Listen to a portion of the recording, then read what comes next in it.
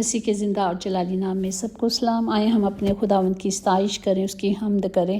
ہمارے خدا کے شہر میں اپنے کوہ مقدس پر خداوند بزرگ اور بے حد ستائش کے لائق ہے۔ شمار کی جانب کوہ سیون سے جو بڑے بادشاہ کا شہر ہے، وہ بلندی میں خوش نما اور تمام زمین کا فخر ہے۔ پریز دا لارڈ۔ ہم اپنے خدا کے لیے فخر کرتے ہیں کہ وہ ہمارا خدا ہے اور اس کی شفقت کیا ہے؟ ابدی ہے۔ اے خداوند، اپنی شفقت کے مطابق مجھ پر رحم کر اور اپنی رحمت کی کثرت کے مطابق میری خطا مٹا دے اور میری بدی کو مجھ سے دھو ڈال اور میرے گناہ سے مجھے پاک کر، کیونکہ میں اپنی خطا کو مانتی ہوں اور میرے گناہ ہمیشہ میرے سامنے ہیں۔ ہم خداوند کے سامنے اپنے گناہوں کو رکھتے اور اس سے معافی مانگتے ہیں اور اس کے پاک حضوری میں آتے ہیں، جس طرح کہ کل ہم نے دیکھا کہ خداوند نے دنیا میں ہر چیز ایک مقصد کے لیے بنائی ہے اور اس نے شریروں کو بھی بنایا ہے تاکہ وہ انہیں برے وقتوں کے لیے بنایا، تاکہ برے وقت جب آئیں تو سب سے پہلے ان کے گناہوں سے جو وہ توبہ نہیں کرتے اور گناہوں میں دھسے رہتے ہیں، انہیں ختم کیا جائے، کیونکہ خدا کا زندہ کلام کہتا ہے کہ خداوند صادق ہے، اس نے شریروں کی رسیاں کاٹ ڈالی ہیں، وہ ختم کر دیتا ہے، وہ بسم کرنے والی آگ ہے۔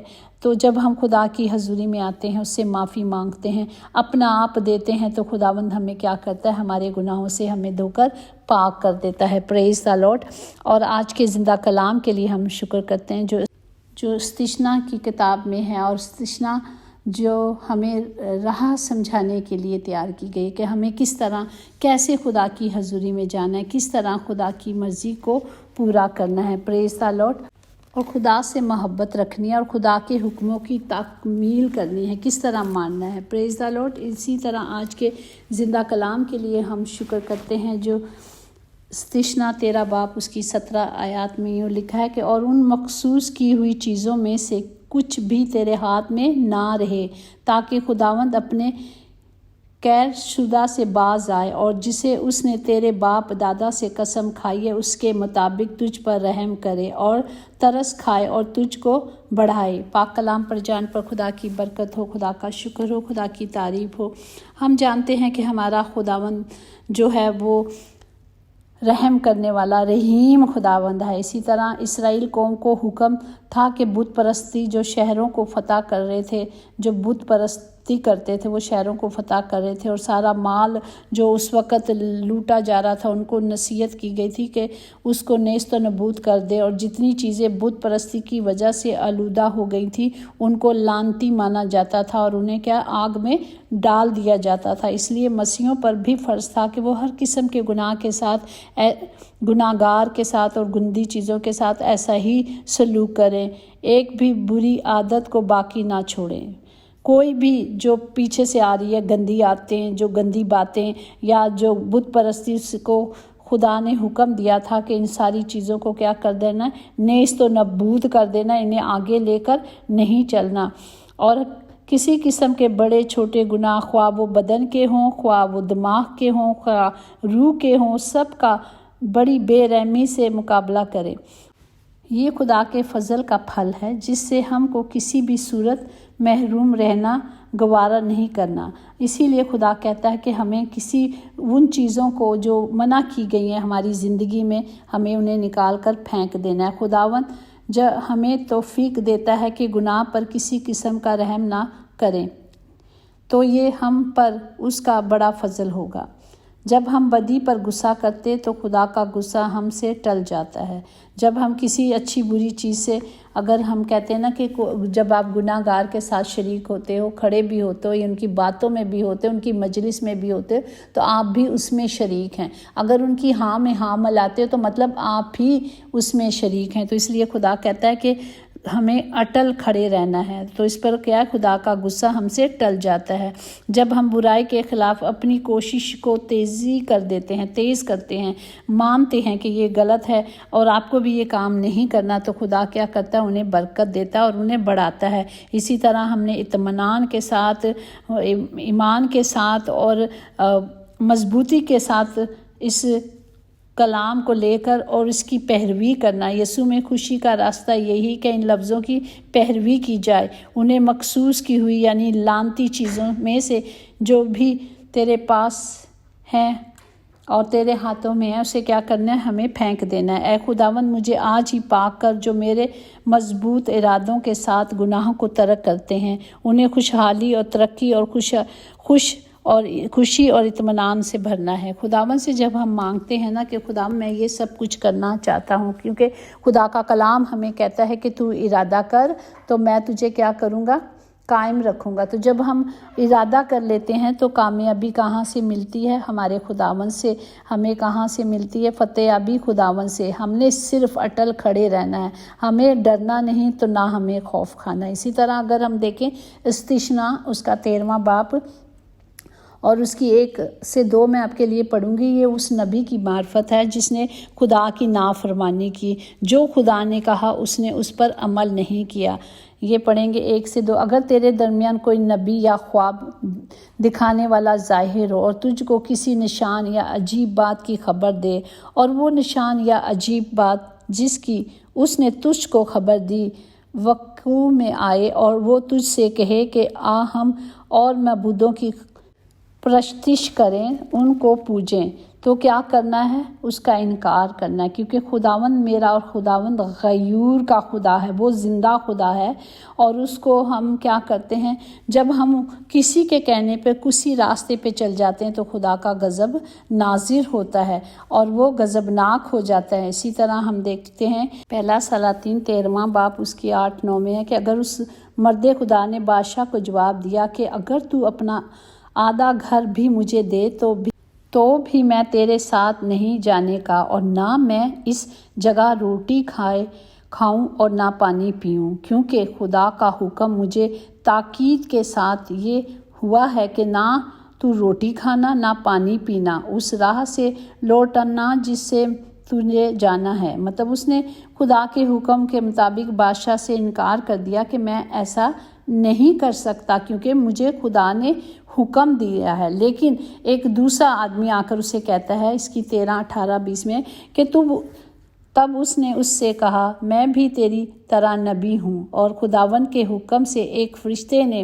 مجھ سے یہ کہا کہ اسے اپنے ساتھ اپنے گھر میں لے آ تاکہ وہ روٹی کھائے اور پانی پیے، کیونکہ اس نے مجھ سے جھوٹ کہا۔ سو وہ اس کے ساتھ لوٹ گیا اور اس کے گھر میں روٹی کھائی اور پانی پیا، اور جب وہ دسترخوان پہ بیٹھا تھا تو خدا کا کلام اس نبی پر لوٹ آیا اور نازل ہوا، اور اس نے اس مرد خدا سے جو یہودا سے آیا تھا چلا کر کہا خداوند یوں فرماتا ہے، اس لیے کہ تو نے خدا کے کلام سے نافرمانی کی اور اس کے حکم کو نہیں مانا جو خداوند تیرے خدا نے تجھے دیا تھا، بلکہ تو لوٹ آیا اور تو نے اس جگہ جس کی باوجھ خدا نے تجھے فرمایا تھا کہ نہ روٹی کھانا نہ پانی پینا، روٹی بھی کھائی اور پانی بھی پیا، سو تیری لاش تیرے باپ دادا کی قبر تک نہیں پہنچے گی۔ تو ہم دیکھتے ہیں کہ روٹی کھائی، خدا نے جو اس نے کہا تھا اس نے نافرمانی کی، اور خدا نے اسے کہا تھا کہ یہ نہیں کرنا، لیکن اس نے دوسرے نبی کی جھوٹی بات پر یقین کیا جو کہ خدا کے کانوں سے بات سنی تھی، اس پر اس نے نافرمانی کر دی۔ اور پھر کیا ہے کہ قبرستان کے بارے میں کیا جاتا ہے کہ پہلے زمانے میں لوگ سمجھتے تھے کہ خاندان کے جہاں افراد قریبی دفنائے جاتے ہیں تو وہ اس بات پر اہمیت دیتے تھے کیونکہ ان کا اعتماد تھا کہ مرنے کے بعد اپنے رشتہ داروں کے ساتھ ہونے سے راحت اور آرام ملتا ہے۔ یہ اپنی اپنی سوچ ہے کہ انسان تو خاک ہے، خاک میں مل جاتا ہے، اور روح جو ہے جو نیچے نہیں رہتی بلکہ اوپر چلی جاتی۔ ہاں جنہوں نے نیچے رہنا ہوتا ہے شاید ان کے لیے راحت ہوتی ہوگی کہ مل کر رات کو بیٹھتے ہوں گے، باتیں کرتے ہوں گے، تو خدا ہی جانتا ہے، ہم نہیں جانتے۔ پر جو کلام کہتا ہے اس کے مطابق تو یہ ہے نا کہ جو خدا میں سوتے ہیں وہ سوتے ہیں اور اوپر جا کے کیا ہے اٹھ جاتے ہیں۔ پریز دی لارڈ۔ یہ ہمیں یہاں یہ سبق ملتا ہے کہ ہمیں کیا ہے خدا کی حکموں کو ماننا ہے، جس طرح خدا نے دیکھیں کتنا بڑا حکم ہے کہ صرف ہم نے خدا کے پاک حکموں کو ماننا، جو ہم نے پڑھا ہے ابھی سب کچھ کہ جو خدا جب لے کر آیا لڑائیوں سے، انہوں نے کہا کہ یہ مخصوص چیزیں ہیں جو اس نے بتایا کہ ان پر صرف عمل کرنا ہے، اور جب نہیں عمل کرتے تو خدا نے اس نبی کو تھا، وہ جو خدا کا نبی تھا، خدا نے اسے بھی سزا دی اور اسے کہا۔ تو وہ ہم دیکھتے ہیں کہ کس طرح وہ، ہم اسی کی 24 کو دیکھیں، جب وہ روانہ ہوا تو راہ میں اسے ایک شیر ملا جس نے اسے مار ڈالا، اور اس کی لاش راہ میں پڑی رہی اور گدھے اس کے پاس کھڑا رہا، اور شیر بھی اس لاش کے پاس کھڑا رہا، اور لوگ ادھر ادھر سے گزرتے رہے اور دیکھا کہ لاش راہ میں پڑی ہے اور شیر لاش کے پاس کھڑا ہے۔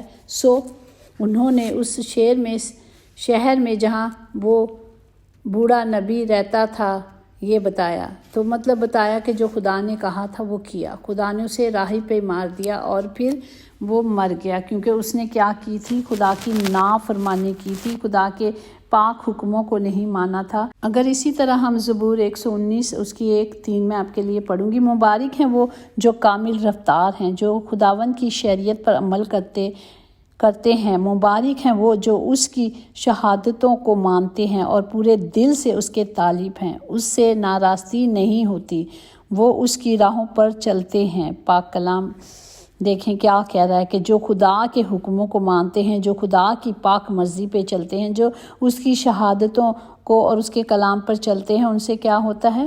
ناراستی نہیں ہوتی، غلطیاں خطا نہیں ہوتی۔ تو جب ہم خدا کے کلام کو پوری طرح اندر لیں گے تو ہی خدا کا کلام ہماری زندگیوں میں کیا کرے گا؟ کام کرے گا۔ اسی طرح اگر دیکھیں کہ کس طرح اس نبی کو سزا دی گئی، حالانکہ وہ جانتا تھا کہ اس نے خدا کی پاک آواز سنی تھی کہ خدا نے کہا تھا نہیں کرنا، لیکن وہ شیطان نے آ کر اسے آزمایا اور اس نے کیا کیا؟ وہی غلطی کر لی جو آدم نے کی تھی جب آدم کو منع کیا گیا تھا، پر اس نے کیا کیا تھا؟ ہوا کی بات سن کر اس نے وہ غلطی کر لی تھی۔ یہاں لوگ اپنی غلطی نہیں مانتے اور کسی کو اپنا کیسے مان سکتے ہیں؟ یہی بات ہے، ہمیں اپنی غلطیوں کو ماننا ہے، اور جو ہم کہہ رہے ہیں ہم مذہب کے لیے لڑنے کے لیے کھڑے ہو جاتے پر مذہب پہ ہی نہیں چلتے۔ کوئی کسی کو بات کہہ دے تو کہے گا نہیں جی ایسا نہیں ہے، لیکن آپ کلام دیکھیں نا، کلام کیا کہہ رہا ہے؟ کلام کو لینا ہے اور ہم نے کیا کرنا ہے؟ کلام کے مطابق چلنا ہے۔ جب ہم کلام کے مطابق چلیں گے، پورے دل سے خدا کے طالب رہیں گے، تو ہی خدا کا کلام ہم پر کیا کرے گا؟ فضل کرے گا۔ پورے دل سے کلام کو اندر لینا ہے، کلام کے مطابق جب ہم چلیں گے تو ہی خدا کا رحم اور فضل ہم سب پر ہوتا رہے گا۔ پریز دی لارڈ۔ اور آج کا زندہ کلام ہمیں کیا سکھا رہا ہے؟ جو خدا نے ہمارے لیے حکم دیے ہیں، جو خدا نے ہمارے لیے چیزیں پاک ٹھہرائی ہیں، ہم نے اس کے حکم کو ماننا ہے۔ یہ حکم یہ ہے کہ ہمیں آپس میں بھی محبت کرنی ہے، پورے طور پر خدا کے پاک حکموں کو ماننا اور اس کی مرضی پہ چلنا ہے۔ ہمیں صرف خدا کے کلام کے مطابق چلنا ہے۔ روز ہم سیکھتے ہیں کہ کلام ہی زندگی ہے، کلام ہی تازگی دیتا ہے، کلام ہی ہماری راہوں کو ہموار کرتا ہے، کلام ہی ہمیں نکھارتا اور سنوارتا ہے۔ جب ہم کلام لیں گے نہیں اور پڑھتے ہیں، سنتے ہیں لیکن عمل نہیں کرتے، آج ہمیں اس کے ساتھ عمل بھی کرنا ہے تاکہ ہم ہمیشہ کی زندگی پائیں۔ تب ہمارا خداوند ہمارے ساتھ ساتھ چلے گا، کیونکہ ہم اس کے حکموں کو مان رہے ہیں۔ جب ہم اس کے مرضی پہ چلیں گے، جب ہم اس کے حکموں کے مطابق چلیں گے، تو ہی ہم اپنے آسمانی باپ کو خوش کر سکتے ہیں، تو ہی وہ ہم پر اسی طرح رحم اور فضل کرے گا۔ خداوند اس کلام کے وسیلے سے ہم سب کو برکت دیں۔ آئیں ہم اپنے ہاتھوں کو بلند کر کے سب کے لیے زندگی کو، صحت کو اور اس کلام کی قدرت کو مانگتے ہیں، تاکہ وہ آنکھیں، خدا کہتا ہے تمہاری آنکھیں ہیں، تمہارے کان ہیں، سنو اور آنکھوں سے دیکھو کہ کیا کر رہے ہو، چلو دیکھو کہ کیسے چلتے ہو، نادانوں کی طرح نہ چلو بلکہ دانوں کی طرح چلو۔ آج ہمیں دانوں کی طرح چلنا ہے، بار بار ٹھوکر نہیں کھانی بلکہ سنبھلنا ہے، کیونکہ وقت بہت کم ہے۔ ہمیں اس بہت وقت کم میں اپنی زندگیوں کو سنوارنا ہے، تاکہ ہم سب ہمیشہ کی زندگی پائیں، تاکہ ہم ہمیشہ خدا کی حضوری میں رہیں۔ خداوند سب کو عقل، دانائی و حکمت سے بھر دے، اپنے کلام کی قدرت سے اور قوت سے بھر دے، تاکہ ہم صرف کلام سنتے نہیں بلکہ اس پر عمل بھی کرنے والے بنے۔ خداوند तमाम घरों के खित्ते भरे रहें, कभी कमी कमज़ोरी ना हो। तमाम बीमारों को खुदाम जी आपकी हजूरी में रखते हैं और आपने कहा आप शाफ़ी हो तो आप ही शिफा देते हो। हम शुक्र करते हैं कि वो हमारी जिस्मानी रूहानी हर तरह की कमी कमज़ोरी आपके इस कलाम की कुदरत से भर जाए। खुदावंद हमें अपने ज़ोर से और कुदरत से भर दे, क्योंकि आप ही हमारा ज़ोर और आप ही हमारा फ़क्र हो। खुदावंद सबके साथ हो और सबकी हिफाजत करे। यीशु नाम में कुदरत कुव्वत ताकत पाई जाती है। हमने उसी ज़िंदा खुदावंद के नाम से मांगा और पाया है। आमीन, हालेलुया। यकीनन भलाई और रहमत उम्र भर हम सब के साथ साथ रहेगी और हम हमेशा खुदा के घर में सुकूनत करेंगे। आमीन आमीन।